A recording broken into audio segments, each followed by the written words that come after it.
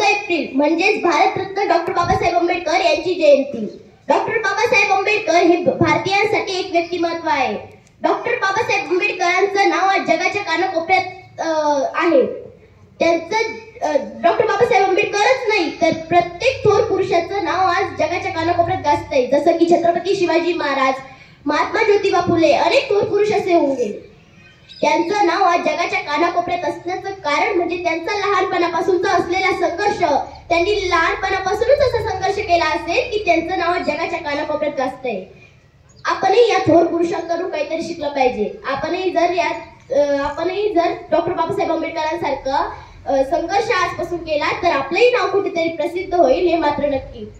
Doctor Babasaheb आंबेडकरच नाही तर प्रत्येक थोर पुरुषांच्या विचारात दुसऱ्यांना घडवण्याची ताकद असते। त्यांचं नाव जगाच्या कानाकोपऱ्यात प्रसिद्ध आहे, सोपं नाही। त्यांनी घेतलेली मेहनत, त्यांनी घेतलेलं शिक्षण, त्यांच्या वाटेला आलेला त्रास, त्यांच्या वाटेला आलेली संकट तितकेच होते।